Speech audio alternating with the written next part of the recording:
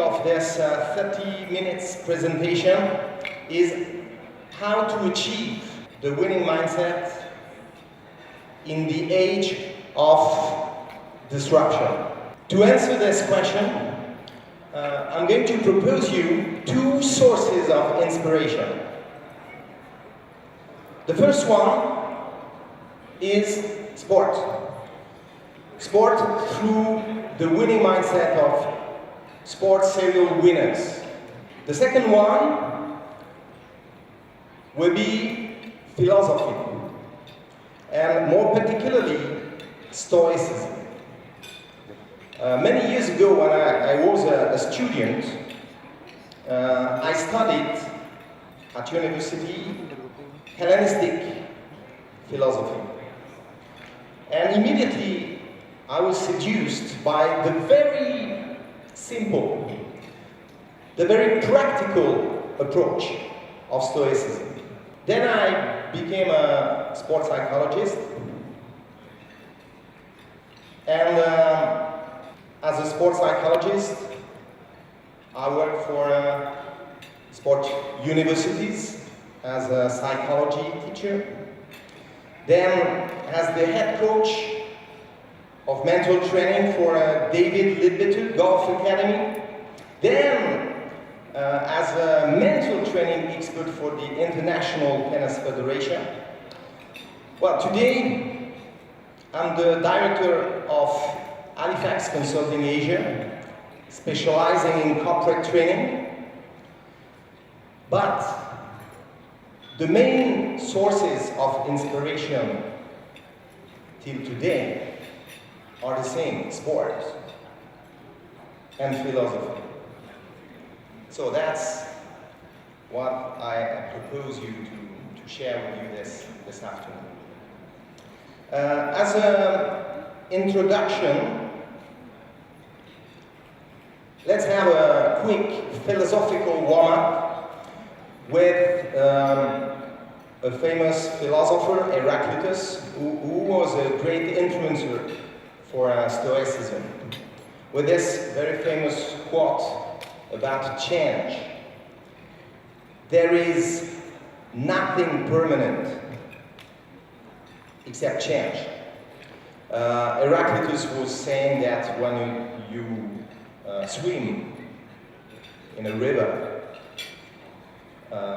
no one can swim in the same river. So each time the water is different, the swimmer is different as well. So that means that change is a natural process. We cannot resist. Change is everywhere. But the point today is that the acceleration of change is so incredible. The technological change in any field, can be in sport, can be in education, can be in business. So that's so incredible. 19th century, first industrial revolution, the first steam trains. So today, that's antiquities, not Greek antiquities, but antiquities. Today, we have high-speed trains. More recently, in 1952, Ferrari looks very old. Okay, so now the 2017 Ferrari looks like this. For millennia,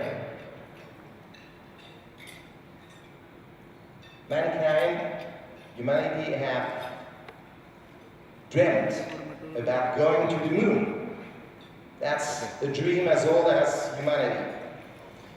Then in 1969, dream came true. 1969.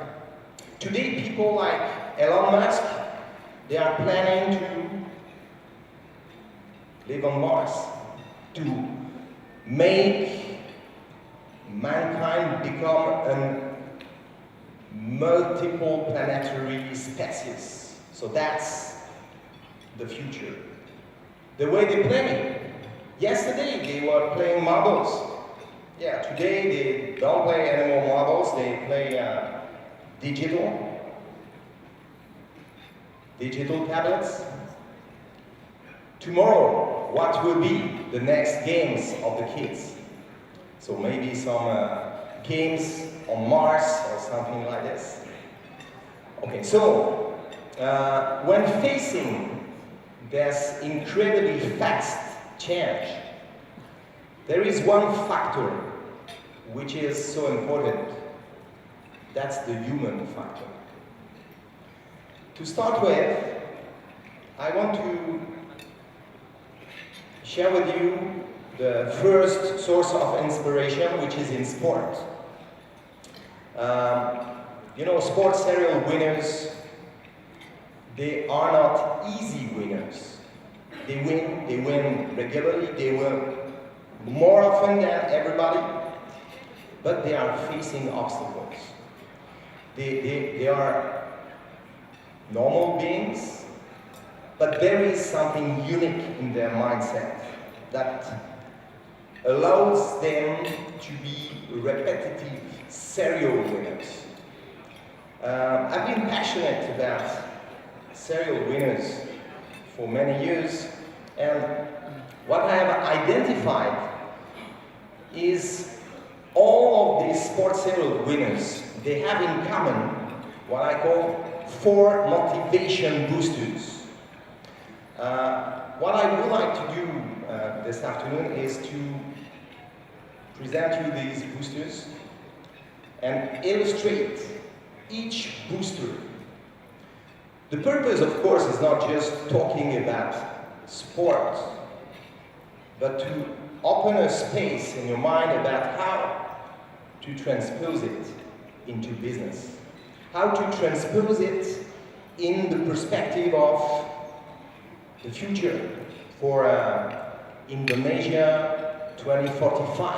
What can be the inspiration? Well, the first booster is victory. So when you have a goal which is important for you, no matter it is sport or business or anything, when you have a goal, when you have an objective, of course, everybody wants to win. No one wants to lose. It seems obvious. But the difference is that one. Let's say I have an objective, a goal, something important to me. So I move, motivated, full of hope, till the moment I meet the first obstacle. And here that's the first moment.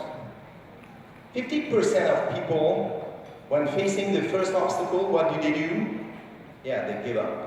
So that's finished. I don't keep winning in mind anymore. I accept the defeat. Serial winners, no matter the obstacle, okay, they overcome, they find a way to move forward. And then, of course, life is not a red carpet. Maybe there is another obstacle. Here, some people, they give up again. What is unique with serial winners is that they never, ever give up. They keep winning in mind no matter the level of adversity, no matter the numbers of obstacles. So they are so deeply convinced that, well, they're gonna make it.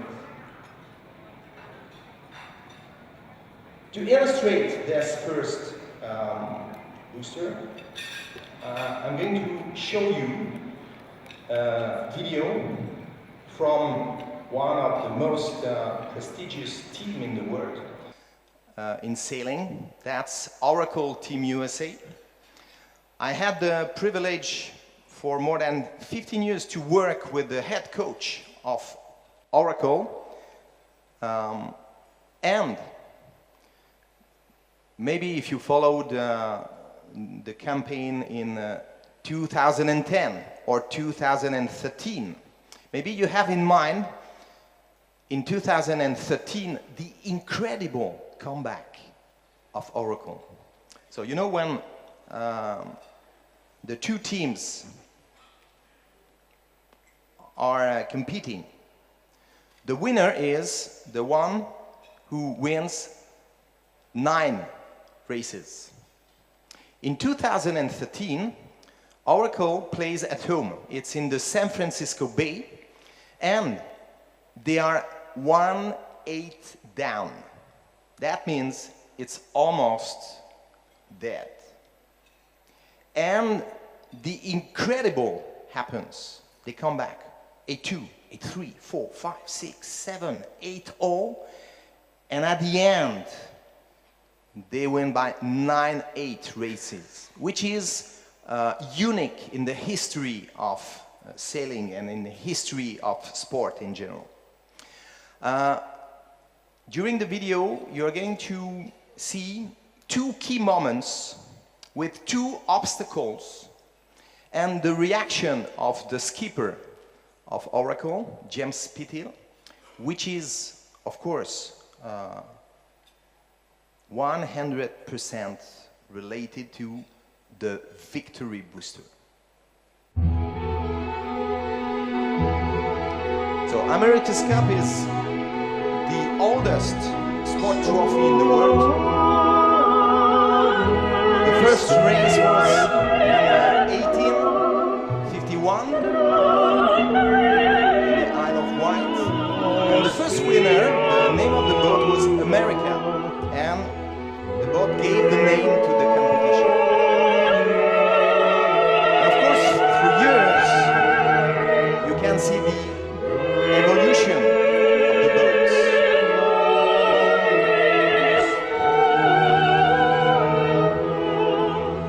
Technological evolution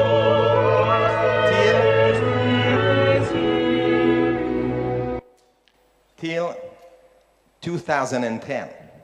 So in 2010, of course, you see the boat is totally different. It's not a monocoque.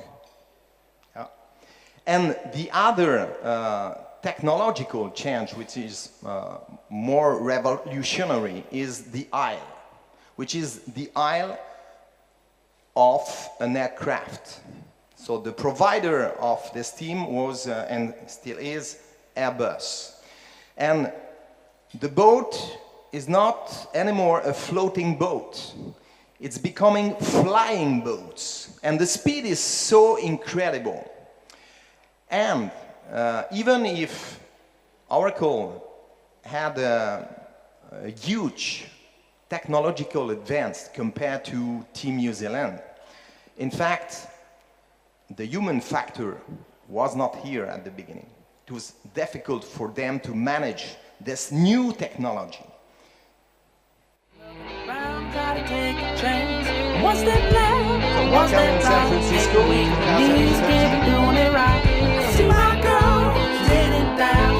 Spithill against Dean Barker. America against New Zealand. So the 2 skippers The and designers are hugely important because they are the smart guys that can actually calculate how fast the boat can go, how it should look like, and they have to combine everything into a boat, which is the final package.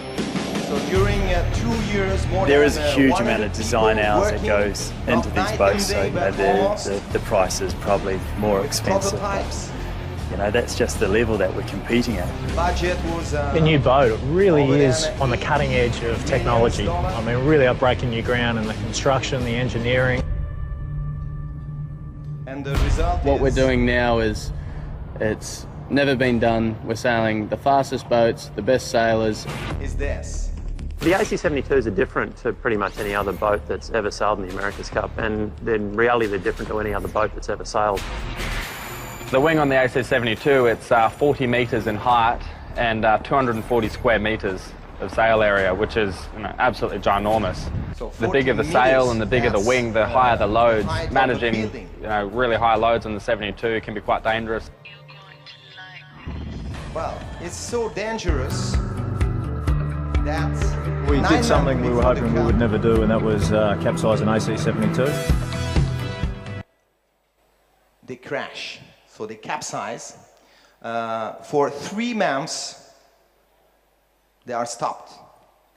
The competitors capitalize on their experience, but Oracle, they are stopped. They lose $2 million to repair the boat. But this is the first obstacle. Just watch and listen the reaction of the skipper. We've been pushing the boat all the time, and every day we go out we're pushing it more and more, and yeah, we found our limit today. We went for bear away and we bore the boat away, and we're going very fast at that stage. Both hulls dug in and we capsized. This will be a big test for this team, but I've seen this team in a similar situation in the past campaign before we won the America's Cup, and a strong team will bounce back from that. This won't stop us winning the America's Cup. The message is, the boat is sinking, we're gonna win the America's Cup. So of course they have 9 months. Of course, he's not going to say, oh, it's dead, of course. But this is the first obstacle, and the reaction of a serial winner in this situation is, okay, we're gonna make it. The picture in the mind, visualizing the victory, is still here, still alive. Let's move to the second obstacle, which is maybe the lethal one, because they are 1/8 down. They are almost dead. If they lose another race, the America's Cup leaves their hands and goes back to New Zealand. After the defeat, there is the interview of the 2 skippers in front of the media of all over the world. So the 2 guys are answering the journalist. One of them is Dean Barker, the guy from Team New Zealand, very relaxed, okay, in his chair. They have prepared the champagne bottles just to celebrate the victory. Okay, and the other guy is James Pithill. This is the turning point of the campaign in 2013. 10 seconds. These 10 seconds have totally reverted the spiral of losing for one team and the spiral of winning for the other one. Please pay attention not only to the words, but also to the body language of the 2 guys. I think the question is, imagine if these guys lost from here. That'd be one hell of a story. And a simultaneous tap. So I have the feeling that, digital, we don't need the tablet anymore. I do some signs in the air, and that's magic. So could you cut the sound, please? No sound anymore. The guy who is talking is Oracle skipper, the loser. Pay attention to his body language, please. The other one, the one who is just listening, is the guy from Team New Zealand. Pay attention to the body language too. So a second rewind. There is something which is amazing. It looks like the body language is totally inverted. So the guy who is supposed to be discouraged, the loser, has the body language of the winner. He's so confident. And it's not bluff. The guy is deeply convinced, even if they are losing 1/8, yeah, we're going to make it. He doesn't say we are going to win. He says... I think the question is, imagine if these guys lost from here. That'd be one hell of a story. And a simultaneous attack in the... Okay, so imagine these guys lose from there. So what does it mean? Imagine we win from there. But the guy here, the guy from Team New Zealand, is so relaxed. The words are entering his mind and make you look, the reaction is so surprised. But it is not arrogance from Oracle. It's just pure, deep conviction that, yeah, we're gonna make it. And the beauty of the story is, after that, a winning spiral. Americans are out in front. Wow! A lead change, upwind. Incredible pace by Oracle. And then, As they come to the line, the comeback is complete. This is a comeback like international sport may have never seen before. America's Cup will stay in America. One of our biggest strengths as a team, looking after your teammates. Doesn't matter what sort of adversity we're facing, 8-1 down, whatever the issue is, we always look out for one another. We're a team, and that's what got the job done.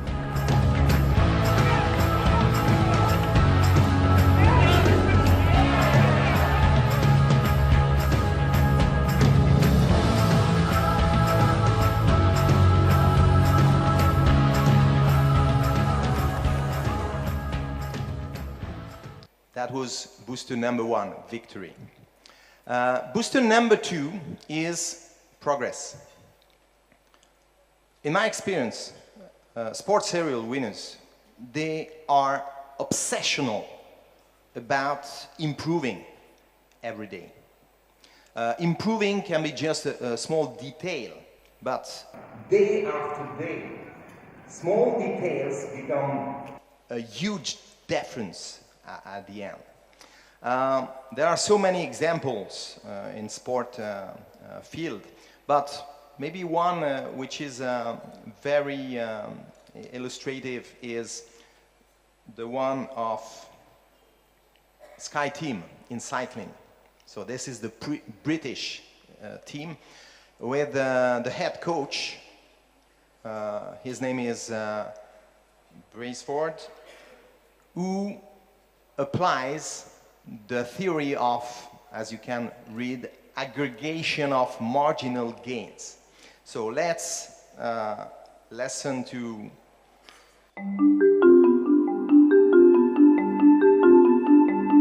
So the principle is, what can I improve? Even only 1%. Small, marginal gain.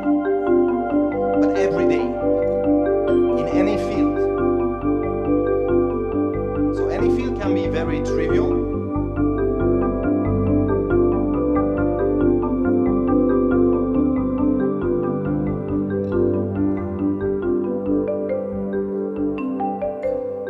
It can be this.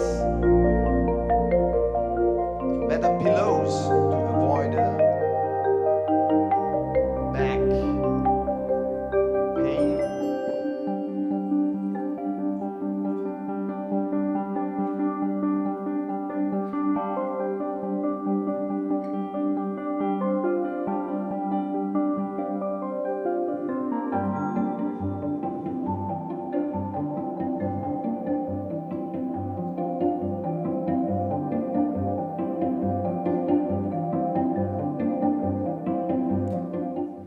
Okay, perfection is not of this word, but progression is something of this word. We can progress every day. So this is a graph to illustrate this theory of marginal gains. Let's say that, number 1, you want to improve 1%, okay. Or, another option, I don't care. I can neglect the little details. So that would be a small decline, 1% decline. After 1 day, no difference. After 1 week, no difference. But through time,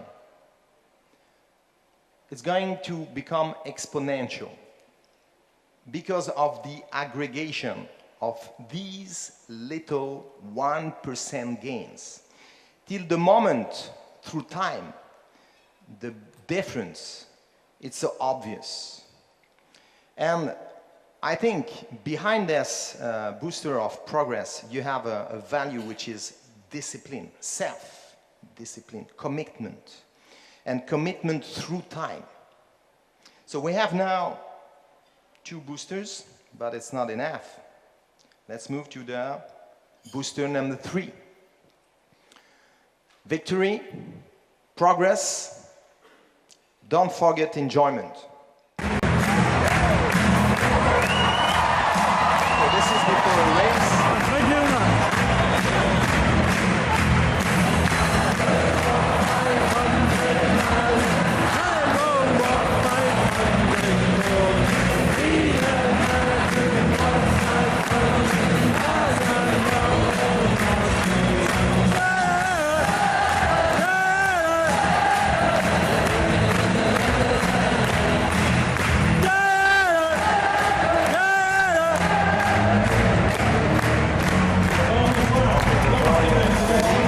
Warrior is ready, but in fact, in sport, like in life, in business, at the moment, we do the same thing every day.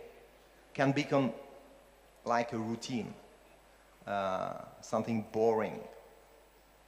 Okay, even for top athletes, it looks like wow, but every day you have to practice, every day you have to do your drills. In business, that's the same. So I go to my office, okay, for 30 years. So enjoyment is something we have to cultivate every day. It's not something so obvious. So that's something we have to pay attention to. Can be related to the sense of humor, especially when the victory is not here. Because it's very easy to enjoy when you win. It's more difficult to enjoy what you do when you don't win. But you have to keep the enjoyment. Now, let's move to the last boosters, last of the boosters, which is for me the most important one. That's the meaning. To illustrate this booster, I would like to show you a video from the last Rugby World Cup. Of course, the All Blacks were in the loop. The video is just after the ceremony of the trophies with the gold medal. There is a kid chasing for an autograph. He's a 12 years old kid. But let's see what happened.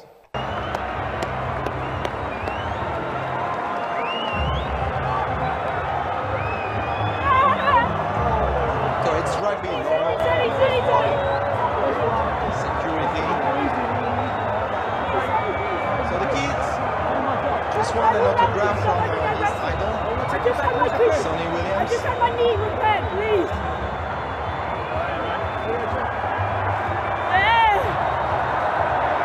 Hey, I'll take it back to your parents. No, please, just can't walk round. Hey, can't walk round. You can't walk around, you've got to go. Can you take me back? Can you take me back? Robert, where's your parents, mate? Over there. So first thing, he takes the time to accompany the kid to his parents. He could stay with his teammates, celebrating the victory. He takes time to...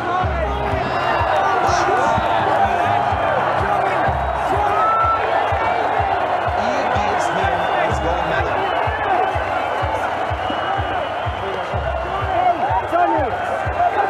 So, All Blacks do that.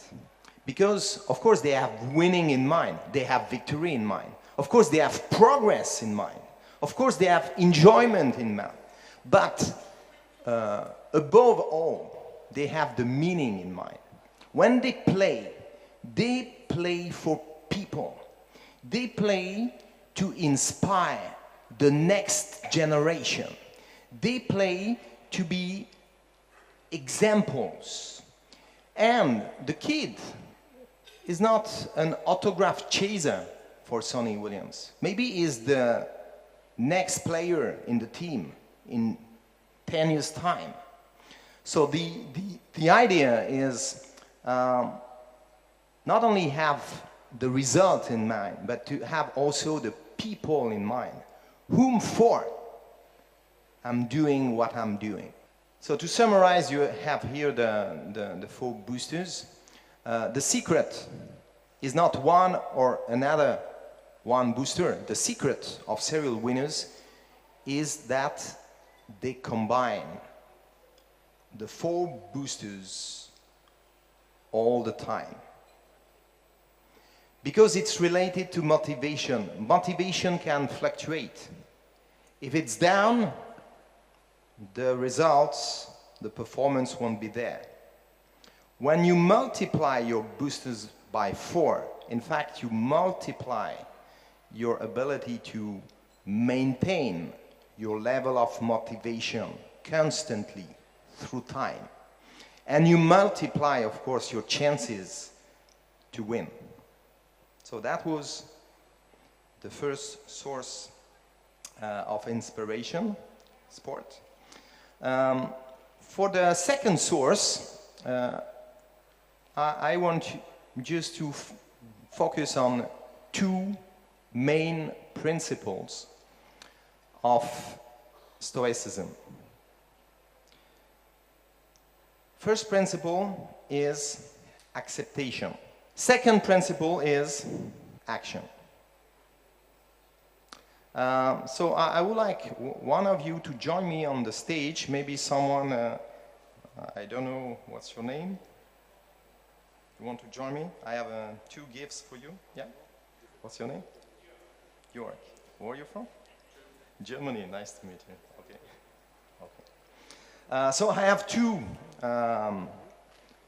presents for you, York. 2 boxes, in fact. The first box is the acceptation box. I have prepared it for you. So, of course, it's an old box. Sorry for that, but it came from Greece. So that's a night. Okay, so I'm very happy to give you this gift. Yeah, I look is happy. I see it, so that's great. Nothing in it. Okay, so this acceptation box could become a complaint box.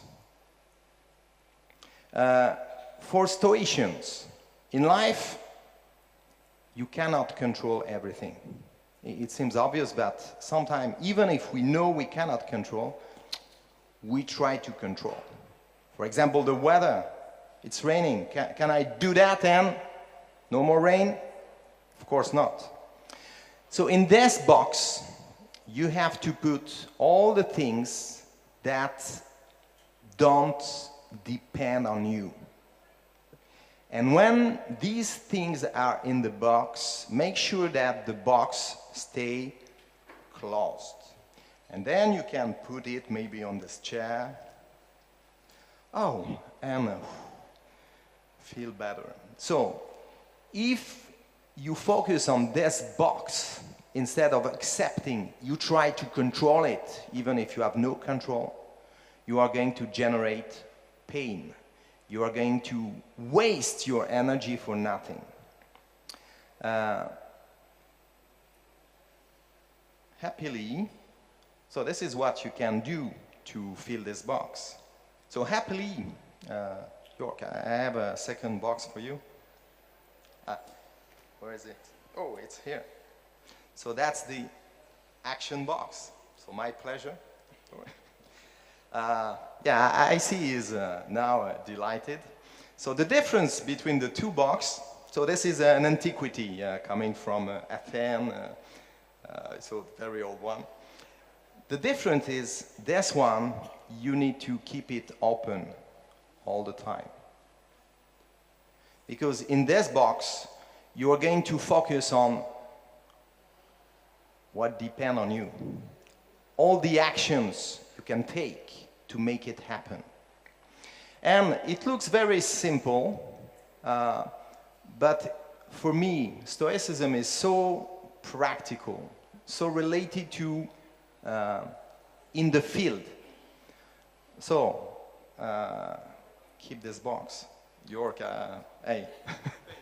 Yeah, so maybe you can thanks York for his great participation. I'm sure he's going to bring back the box in Germany, and your colleagues are going to be very jealous for that. Okay.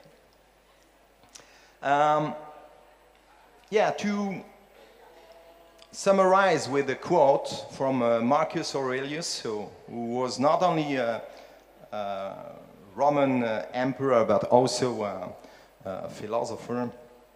Give me the intelligence to see what I can change. Because when you have the two boxes, you have to identify what to put in this box and what to put in the other box. So you need to step back. You need to become aware. You need to be, in a way, smart in your analysis. Then after, you need the strength to do it. So go into the action. And the wisdom to accept the rest. So you have the action, you have the acceptation. To finish with, I have two more things to share with you. One is a video. So let's see the video, and after I have a kind of traditional haka for Indonesia 2045. So I'm going to propose it to you. So please prepare yourself mentally to stand at the end of this presentation. I have prepared something special for you.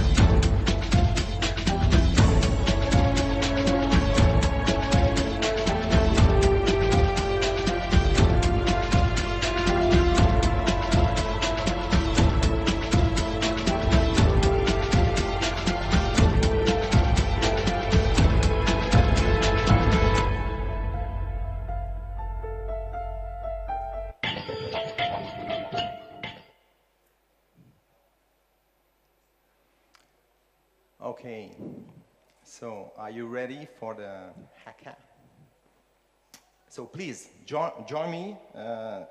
Stand on your feet, please, everybody. That's for the dessert. To help your digestion, maybe, I don't know. Let's see that. Okay, move your shoulders a little. Okay, breathe in. So we do a rehearsal first. Movement, body language. Do it with me. Number one is this. Come on. One.